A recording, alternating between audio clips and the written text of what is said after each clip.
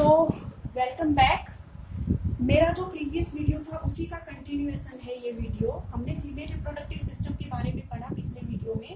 अब हम देख रहे हैं कि जो एग रिलीज हुआ है फीमेल की बॉडी के अंदर, यानी जो ओव्यूलेशन हुआ है, ओव्यूलेशन में जो एग रिलीज हुआ है उस एग के फेट्स के बारे में हम स्टडी करते हैं कि उस एग के साथ अब नेक्स्ट क्या होगा। दो केसेस में पढ़ेंगे हम इसको। पहला केस है कि जब एग फर्टिलाइज हो जाता है, यानी एग स्पर्म से मीट करता है तो उसके बाद क्या होता है, और दूसरा केस ये होगा कि एग अगर स्पर्म से मीट नहीं करता है तो क्या होगा।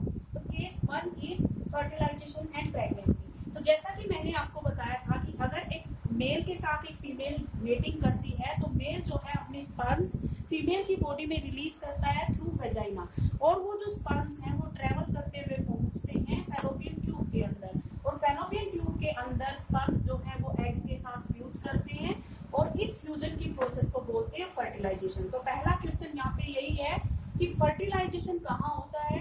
फर्टिलाइजेशन जो है वो फैलोपियन ट्यूब या ओविडक्ट के अंदर होता है, एम्पुला और स्टमक के जंक्शन में। तो मिलियंस ऑफ स्पर्म्स ट्रेवल करते हैं यहाँ पे, देखिए मिलियंस ऑफ स्पर्म्स रिलीज होते हैं एक इजैकुलेशन में, उनमें से कोई एक स्पर्म जो है वही एक एग के साथ फ्यूज करता है। तो इस प्रोसेस को हमने बोला फर्टिलाइजेशन। पहली जो डेफिनेशन या पहली जो प्रोसेस हुई इसके अंदर वो हुई फर्टिलाइजेशन। फर्टिलाइजेशन के बाद नेक्स्ट जो चीज होती है वो क्या होती है, देखिए फर्टिलाइजेशन का जो प्रोडक्ट फॉर्म हुआ उस प्रोडक्ट का नाम है जाइगोट, जो कि किससे फॉर्म हुआ है, एग प्लस स्पर्म के मिलने से फॉर्म हुआ है। अब ये जो जाइगोट है इज ए सिंगल सेल, ये एक सिंगल सेल होती है। फिर ये जो जाइगोट है ये डिवाइड करना शुरू कर देता है। जाइगोट डिवाइड करेगा तो जाइगोट बनाएगा मोरुला, मोरुला बनाएगा। ये एम्ब्रियो की स्टेजेस हैं। फिर वो मोरुला जो है फैलोपियन ट्यूब को छोड़ देगा और वो ट्रेवल करते हुए यूट्रस के अंदर आएगा, और मोरुला जो है फिर ब्लास्टुला बनाएगा। ब्लास्टुला जो है इसकी इम्प्लांटेशन हो जाएगी यूट्रस की वॉल के अंदर। तो देखिए यूट्रस जो होता है फीमेल रिप्रोडक्टिव सिस्टम में, ये यूट्रस अपने आप को प्रिपेयर करता है, इसकी वॉल्स जो है वो थिक होनी स्टार्ट हो जाती हैं और इनके अंदर ब्लड सप्लाई इंक्रीज हो जाती है। किस चीज के लिए प्रिपेयर करता है यूट्रस अपने आप को, यूट्रस ऐसा फील करता है कि मेरे अंदर जो है एक फर्टिलाइज्ड एग आएगा या एक जाइगोट आएगा जिसे मुझे अपने अंदर 9 मंथ्स के लिए होल्ड करके रखना है। तो इस तरीके से यूट्रस अपने आप को प्रिपेयर करता है।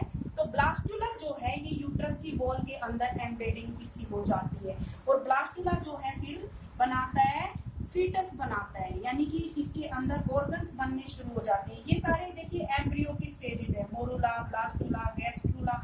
ब्लास्टुला से पहले भी बल्कि अगर हम बोलना चाहें तो ब्लास्टुला से के बाद जो है वो गैस्ट्रुला बनेगा। इन चीजों में कंफ्यूज नहीं होना है बिल्कुल भी। जाइगोट तो वो प्रोडक्ट था जो एग और स्पर्म के मिलने से बना। जाइगोट में फिर जब डिविजन्स होंगे तो पहले जो स्टेज बनेगी उसको मोरुला बोलेंगे, उसके नेक्स्ट एक और स्टेज बनेगी जिसे ब्लास्टुला नाम दिया हमने। ब्लास्टुला से गैस्ट्रुला बना, और गैस्ट्रुला के अंदर जब ऑर्गन्स बनने शुरू हो जाएंगे तो उस स्ट्रक्चर को हम बोलते हैं फीटस। ये सारी एम्ब्रियो की ही स्टेजेस हैं, मोरुला, ब्लास्टुला एंड गैस्ट्रुला। तो फीटस कहाँ पे प्रेजेंट है, यूट्रस की वॉल के अंदर एम्बेडेड है, बहुत टाइटली होल्ड है। अब नेक्स्ट जो चीज है वो हम यहीं पे देखेंगे कि जो ये एम्ब्रियो अब या ये जो फीटस जो है ये इसके अंदर एम्बेडिंग तो होगी। देखिए पहले फर्टिलाइजेशन हुआ, फर्टिलाइजेशन के बाद इम्प्लांटेशन हुआ। इम्प्लांटेशन नाम दिया हमने। इम्प्लांटेशन का मतलब होता है फिटिंग ऑफ या embedding of the embryo inside the wall of uterus. अब इस फीटस को नरिशमेंट चाहिए होती है। अब वो नरिशमेंट इस फीटस को कहाँ से मिलेगी, वो सारी नरिशमेंट ये फीटस जो है मदर की बॉडी से ऑब्टेन करता है। तो फीटस और मदर के अंदर एक कनेक्शन होना चाहिए, एक टिश्यू होता है देखिए जो फीटस को मदर की बॉडी से कनेक्ट करके रखता है, उस टिश्यू को हम बोलते हैं placenta. Formation of placenta, formation of placenta. आपसे अगर कोई पूछेगा कि what is placenta, placenta is a special tissue. ये एक स्पेशल टिश्यू है which makes connection between the fetus and mother's body, mother की बॉडी के साथ कनेक्शन बनाता है। अब जो प्लेसेंटा होता है इसका स्ट्रक्चर थोड़ा सा समझने की जरूरत है हमें। प्लेसेंटा में फिंगर जैसे प्रोजेक्शंस होते हैं जो कि विलाई और माइक्रोविलाई बोले जाते हैं। माइक्रोविलाई और विलाई जैसे कुछ स्ट्रक्चर्स होते हैं जो कि फीटस की साइड प्रेजेंट होते हैं, और इसके अंदर ब्लड स्पेसिस होते हैं जो कि मदर की साइड प्रेजेंट होते हैं। यानी कि प्लेसेंटा में एक तरफ तो है फिंगर जैसे स्ट्रक्चर्स जो कि फीटस की तरफ होते हैं, और दूसरी तरफ है ब्लड स्पेसिस जो कि मदर की तरफ है। और जो न्यूट्रिशन लेना होता है इस फीटस को, ऑक्सीजन और न्यूट्रिएंट्स, वो मदर की बॉडी से सारे प्लेसेंटा के थ्रू इसके अंदर जाते हैं। इसके अलावा फीटस के अंदर जो एक्सक्रीटरी वेस्ट प्रोडक्ट्स बनते हैं वो भी प्लेसेंटा के थ्रू ही मदर की बॉडी के अंदर चले जाते हैं। तो इस तरीके से प्लेसेंटा जो है वो नरिशमेंट प्रोवाइड करने में हेल्प करता है फीटस को, बेबी को। उसके बाद नेक्स्ट देखिए कितने समय तक ये फीटस जो है यहाँ पे रहेगा, उस प्रोसेस को बोलते हैं जेस्टेशन पीरियड। नेक्स्ट जो चीज मैं आपको बता रही हूँ वो क्या है, gestation period. Gestation period is the time period from fertilisation to parturition. Egg और स्पर्म के मिलने की प्रोसेस से लेके, यानी कि फर्टिलाइजेशन से लेके बेबी के बर्थ तक का जो टाइम होता है उस टाइम को हम बोलते हैं जेस्टेशन पीरियड। तो ह्यूमंस के अंदर जो जेस्टेशन पीरियड होता है वो 280 डेज का होता है। ह्यूमंस के अंदर द टाइम पीरियड या जेस्टेशन पीरियड इज 280 डेज, या इसी को हम बोलते हैं 9 मंथ्स। हम सबको मालूम है कि ह्यूमन बेबी कंप्लीट कितने टाइम में फॉर्म होता है, 9 मंथ्स में फॉर्म होता है। तो ये ह्यूमंस का जेस्टेशन पीरियड है। जेस्टेशन पीरियड अलग अलग स्पीसीज के इंडिविजुअल्स के लिए अलग अलग होता है। यहाँ क्योंकि हम ह्यूमन के बारे में पढ़ रहे हैं तो ह्यूमंस के अंदर जेस्टेशन पीरियड 9 मंथ्स का होता है। 9 मंथ्स के बाद देखिए क्या होता है, जो फुली ग्रोन फीटस होता है। उससे पहले आप एक चीज और समझिए कि जो 9 मंथ्स तक इस फीटस को होल्ड करने का काम होता है यूट्रस के अंदर, वो एक हार्मोन के कंट्रोल के अंदर होता है। उस हार्मोन का मैंने पहले भी आपको नाम बताया है। यहाँ पे मैं हार्मोन्स के नाम लिख रही हूँ कुछ। Hormones which maintain pregnancy, which are produced during pregnancy, ऐसे मैं इसको लिख रही हूँ, which are produced during pregnancy. Pregnancy के समय कौन कौन से हार्मोन्स जो है वो प्रोड्यूस होते हैं। सबसे पहला जो हार्मोन है वो प्रोजेस्टेरोन हार्मोन है। प्रोजेस्टेरोन हार्मोन, या इसी को प्रेगनेंसी हार्मोन भी बोलते हैं हम। Another name for progesterone hormone is pregnancy hormone या प्रेगनेंसी मेंटेनिंग हार्मोन। उसके बाद दूसरी जो चीज है वो देखिए आप कि जो ये फीटस है, जब इस फीटस की इम्प्लांटेशन होती है यूट्रस की वॉल के अंदर तो प्लेसेंटा फॉर्म होता है। जैसे ही फीटस इम्प्लांट हो जाता है, जैसे ही प्लेसेंटा बनता है, प्लेसेंटा से एक हार्मोन रिलीज होता है। उस हार्मोन का नाम होता है HCG। HCG या इसी को हम बोलते हैं human chorionic gonadotropin. Human chorionic gonadotropin release by, कहाँ से रिलीज हो रहा है ये हार्मोन, प्लेसेंटा से रिलीज हो रहा है। The hormone HCG or human chorionic gonadotropin is released from placenta. The presence of this hormone in the urine of a female indicates pregnancy. किसी फीमेल के यूरिन के अंदर HCG की प्रेजेंस से पता लगता है कि that female is pregnant. तो ये भी सबसे एक इम्पोर्टेंट टेस्ट हो जाता है प्रेगनेंसी का, एक इम्पोर्टेंट हार्मोन है। यहाँ पे मैं लिखती हूँ HCG बाई प्लेसेंटा। कब रिलीज होता है प्लेसेंटा से, during first month of pregnancy. जो फर्स्ट मंथ होता है प्रेगनेंसी का, 7 डेज की प्रेगनेंसी जब हो जाती है उसी समय ये हार्मोन रिलीज होना शुरू हो जाता है। इट्स प्रेजेंस इन यूरिन, इसकी यूरिन के अंदर जो प्रेजेंस होती है वो इंडिकेट करती है, इट इंडिकेट्स प्रेगनेंसी की female has conceived and she is pregnant. इस तरीके से ये HCG हार्मोन हो गया। उसके बाद नेक्स्ट हार्मोन के बारे में अगर हम बात करें तो वो है ऑक्सीटोसिन हार्मोन। ऑक्सीटोसिन हार्मोन कौन सा होता है और कहाँ से रिलीज होता है वो देखिए। जैसे ही फीटस फुल्ली ग्रो कर जाता है, फुल ग्रोन फीटस जो होता है, 9 मंथ्स की प्रेगनेंसी ऑलमोस्ट जब कंप्लीट होने को होती है तो ये फुली ग्रोन फीटस जो है यूट्रस को सिग्नल देने शुरू कर देता है, जिससे यूट्रस की वॉल कॉन्ट्रैक्ट होना स्टार्ट कर देती है ताकि इस फुली ग्रोन फीटस को, फुली ग्रोन बेबी को बाहर पुश किया जा सके।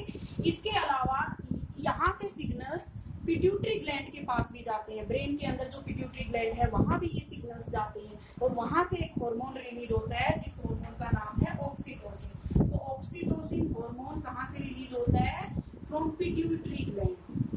और ये पिट्यूटरी ग्लैंड से जब ऑक्सीटोसिन रिलीज होता है तो ये यूट्रस की वॉल्स को फर्दर कॉन्ट्रैक्ट करना शुरू कर देता है। एक तो फुली ग्रोन फीटस ने सिग्नल दिया यूट्रस को ताकि यूट्रस कॉन्ट्रैक्ट करे, दूसरा जो ऑक्सीटोसिन हार्मोन पिट्यूटरी ग्लैंड से आया है, इस हार्मोन ने भी यूट्रस की वॉल की कॉन्ट्रैक्शन को और ज्यादा फास्ट कर दिया है। और इसके बाद जो है बेबी जो है वो वेजाइना, फुली ग्रोन बेबी जो है वो वेजाइना के थ्रू बॉडी से बाहर पास कर दिया जाता है। इस प्रोसेस को बोलते हैं पार्चुरेशन। पार्चुरेशन या the process of giving birth. Parturition का मतलब होता है गिविंग बर्थ। तो बर्थ कैनाल के थ्रू जो है बर्थ बेबी को मिलता है, बेबी पास आउट होता है बाहर यानी वेजाइना के थ्रू। और इसमें जो हार्मोन इन्वॉल्व था वो हार्मोन था ऑक्सीटोसिन हार्मोन। तो जैसे ही बेबी को फुली ग्रोन बेबी को पार्चुरेशन होता है और वो बर्थ के थ्रू वेजाइना से बाहर आता है, उसके बाद जो प्लेसेंटा जो बच जाता है उस प्लेसेंटा को वेजाइना के थ्रू जो है बॉडी से बाहर एक्सपेल आउट कर दिया जाता है। इसको बोलते हैं आफ्टर बर्थ। आफ्टर बर्थ का क्या मतलब है? आफ्टर बर्थ कि बेबी के बर्थ होने के बाद जो टिश्यू बच गया था, जो प्लेसेंटा मदर और फीटस के बीच जो कनेक्शन बना था, उस प्लेसेंटा को भी बॉडी से बाहर वेजाइना के थ्रू पास आउट कर दिया जाता है।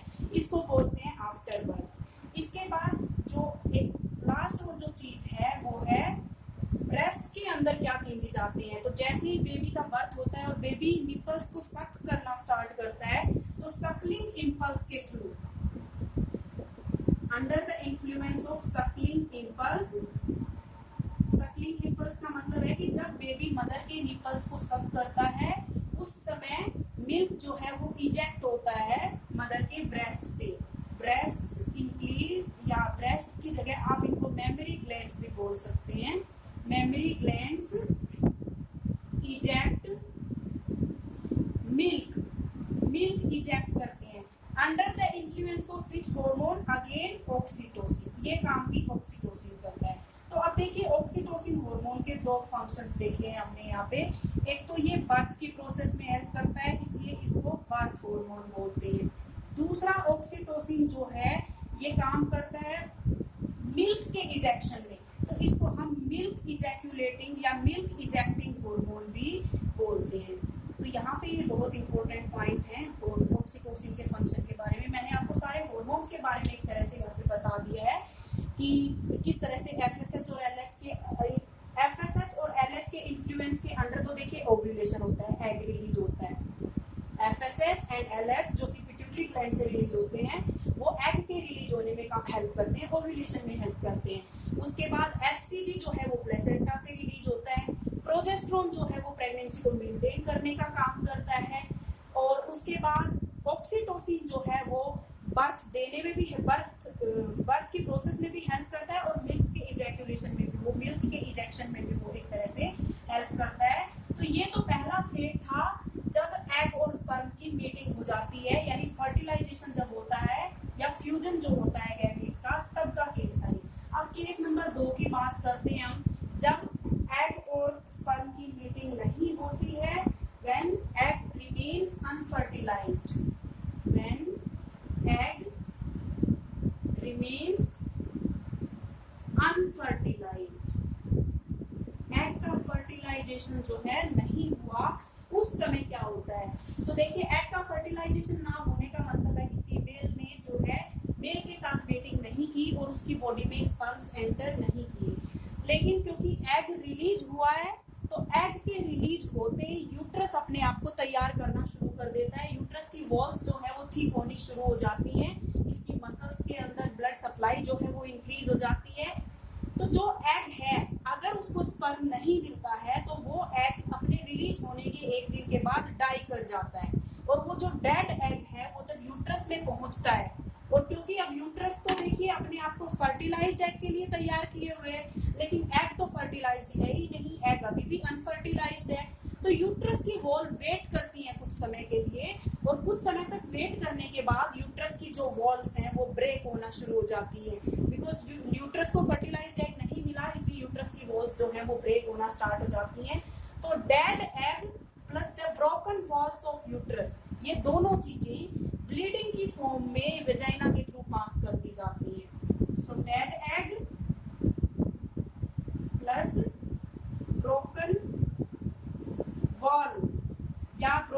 मसल्स या and blood vessels, muscles and blood vessels of uterus,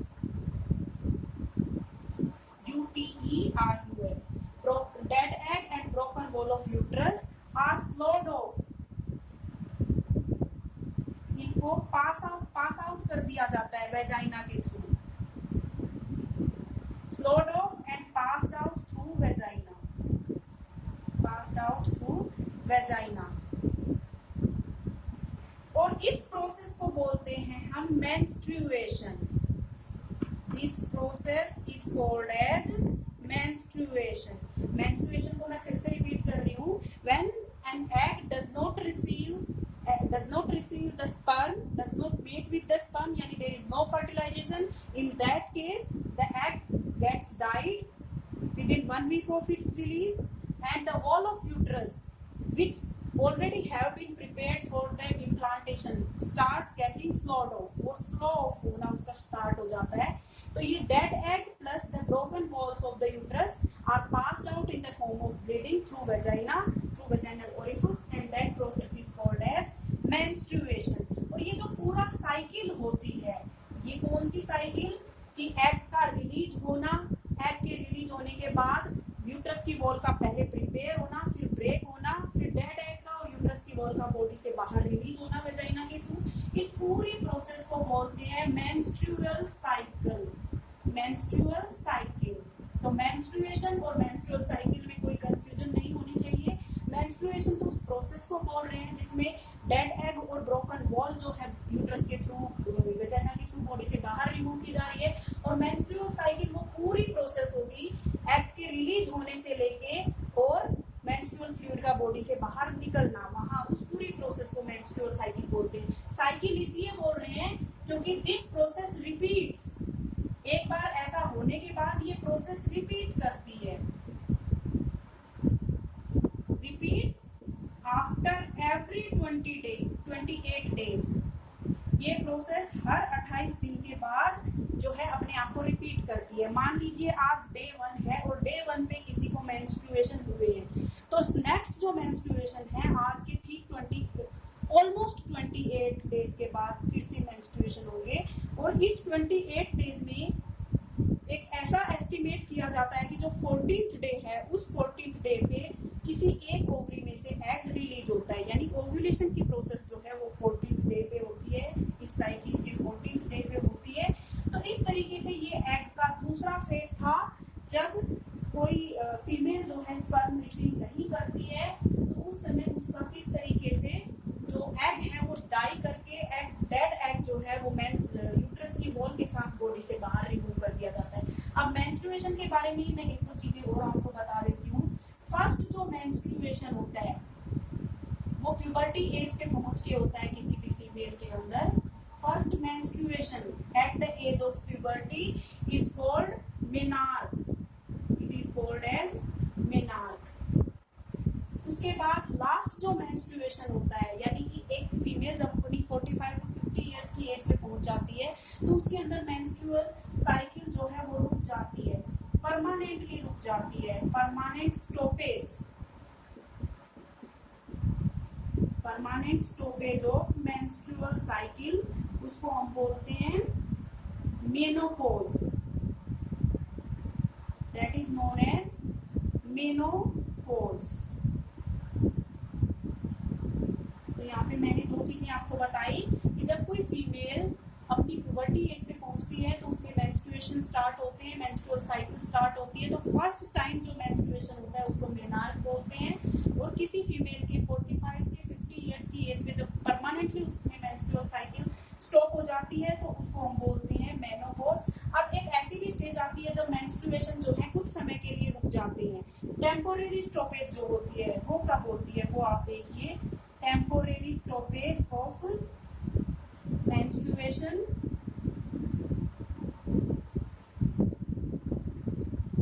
temporary stoppage कब होती है? देखिए, एक बार अगर फर्टिलाइजेशन हो गया, अगर कोई प्रेग्नेंट हो जाती है कोई फीमेल, तो उसकी ओवरी जब एग बनाना बंद कर देती है। तो ऐसा कब होता है? During pregnancy. प्रेगनेंसी के टाइम पे किसी भी फीमेल के मेंस्ट्रुएशन जो है वो टेम्पोरेरी स्टॉप हो जाती है। इसके अलावा दूसरी चीज, जब कोई फीमेल ब्रेस्ट फीडिंग करती है, किसी बेबी को फीड करती है कोई फीमेल, तो उस समय भी उस फीमेल के अंदर लगभग 6 महीने तक मेंस्ट्रुएशन की प्रोसेस नहीं होती है। ड्यूरिंग लैक्टेशन, लैक्टेशन का क्या मतलब होता है? देखिए, लैक्टेशन का मतलब होता है मिल्क रिलीज करना। लैक्टेशन जो है ब्रेस्ट फीडिंग का टाइम होता है। ब्रेस्ट फीडिंग जब करती है कोई फीमेल बेबी को, उस टाइम पे कोई मेंस्ट्रुएशन नहीं होती है, नो मेंस्ट्रुएशन। तो टेम्पोरेरी स्टॉपेज कब हुई मेंस्ट्रुएशन की? एक तो प्रेगनेंसी के समय, दूसरा बर्थ के बाद लगभग 6 महीने तक जब कोई फीमेल ब्रेस्ट फीडिंग करती है तब भी उसके अंदर मेंस्ट्रुएशन नहीं होता है। ये टेम्पोरेरी स्टॉपेज है। इसके बाद वापस से फीमेल के अंदर मेंस्ट्रुअल साइकिल रिस्टोर हो जाती है। परमानेंट जो स्टॉपेज थी उसको हमने नाम दिया था मेनोपॉज, और जो फर्स्ट मेंस्ट्रुएशन था उसको हमने नाम दिया था मेनॉर्क। तो इस तरीके से देखिए, हमने फीमेल रिप्रोडक्टिव सिस्टम के बारे में स्टडी कर लिया है यहाँ पे, और फीमेल्स के अंदर किस तरीके से एग के फेट्स क्या क्या होते हैं वो हमने डिस्कस कर लिए हैं। तो यहाँ पे फीमेल रिप्रोडक्टिव सिस्टम कंप्लीट होता है। इस चैप्टर का लास्ट जो टॉपिक है रिप्रोडक्टिव हेल्थ, उसके बारे में हम बात करेंगे नेक्स्ट वीडियो में। So I stop here and thank you very